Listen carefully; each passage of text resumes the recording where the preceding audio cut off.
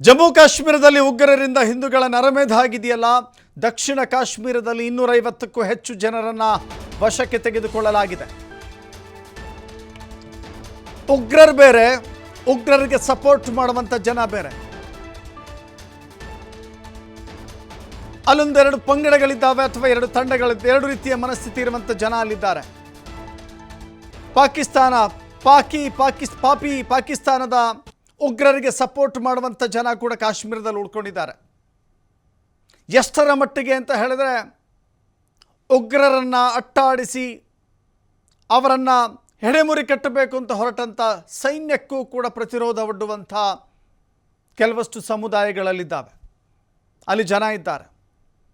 ಒಂದು ರೀತಿ ಉಗ್ರರಿಗೆ ಅಡುಗು ತಾಣಗಳಿಗೆ ಸಪೋರ್ಟ್ ಮಾಡುವಂಥ ಜನ, ಉಗ್ರರ ಚಟುವಟಿಕೆಗಳಿಗೆ ನೀರಾಕಿ ಪೋಷಿಸುವಂಥ ಜನ, ಅಂಥ ಜನರನ್ನು ಇದೀಗ ಹೆಡೆಮುರಿ ಕಟ್ಟಲಿಕ್ಕೆ ಕೇಂದ್ರ ಸರ್ಕಾರ ಮುಂದಾಗ್ತಾ ಇದೆ.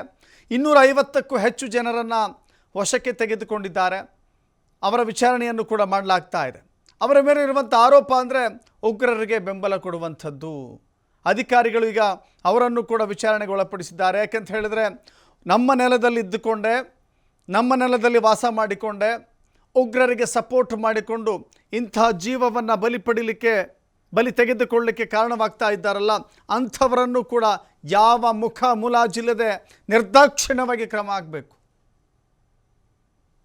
ಉಗ್ರರು ಅಟ್ಟಹಾಸ ಮೆರೆದಿದ್ದಾರೆ, ನಮ್ಮ ನೆಲದಲ್ಲಿ ನಿಂತು ಗುಂಡು ಹಾರಿಸಿದ್ದಾರೆ, ನಮ್ಮವರನ್ನ ಕೊಂದಿದ್ದಾರೆ ಅಂದರೆ ಅವರಿಗಿರುವಂಥ ಆ ಸ್ಥಳೀಯ ನೆಲದಲ್ಲಿರುವಂಥ ಸಪೋರ್ಟ್ ಕಾರಣ.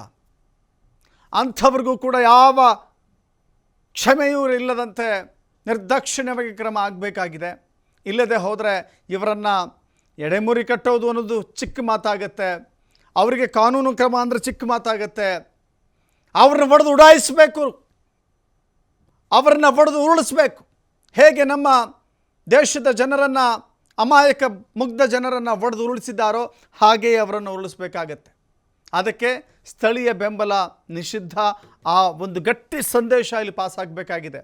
ಇನ್ನು ಮುಂದೆ ಉಗ್ರರಿಗೆ ನಾನು ಸಪೋರ್ಟ್ ಮಾಡ್ತೀನಿ, ಉಗ್ರರಿಗೆ ಬೆಂಬಲಿಸ್ತೀನಿ, ಉಗ್ರರು ಬಂದರೆ ಯಾರಿಗೂ ಕೂಡ ನಾವು ಹೇಳೋದಿಲ್ಲ, ಅವರಿಗೆ ಸೇಫ್ ಗಾರ್ಡ್ ಮಾಡ್ತೀವಿ, ಸೈನ್ಯ ಅಟ್ಯಾಕ್ ಮಾಡುವಾಗ ಸೈನ್ಯದ ಪ್ರತಿರೋಧ ಒಡ್ಡುತ್ತೀವಿ, ಸೈನ್ಯಕ್ಕೇನೆ ಪ್ರತಿರೋಧ ಒಡ್ಡುವಂಥ ಅನೇಕ ಘಟನೆಗಳು ನಡೆದಿದ್ದಾವೆ.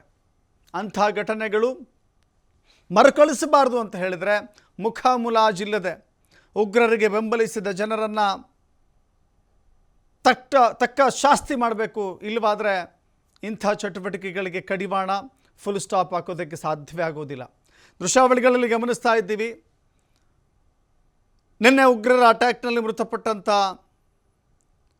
ಮೃತದೇಹಗಳಿಗೆ, ಪಾರ್ಥಿವ ಶರೀರಗಳಿಗೆ ಸೇನೆಯಿಂದ ಗೌರವ ನಮನವನ್ನು ಸಲ್ಲಿಸಲಾಗ್ತಾ ಇದೆ. ಈ ಸಂದರ್ಭದಲ್ಲಿ 26 ಮೃತದೇಹಗಳಿಗೂ ಕೂಡ ಸರ್ಕಾರದ ಗೌರವ ಸಲ್ಲಿಕೆಯಾಗ್ತಾ ಇದೆ. ಈ ಸಂದರ್ಭದಲ್ಲಿ ಸೇನೆಯ ಪ್ರಮುಖ ಅಧಿಕಾರಿಗಳು, ಪ್ರಮುಖ ವ್ಯಕ್ತಿಗಳು ಕೂಡ ಇದ್ದಾರೆ. ಅವರ ಕುಟುಂಬಸ್ಥರ ಸಮ್ಮುಖದಲ್ಲಿಯೇ ಈ ಗೌರವ ಸಮರ್ಪಣೆ ನಡೀತಾ ಇದೆ.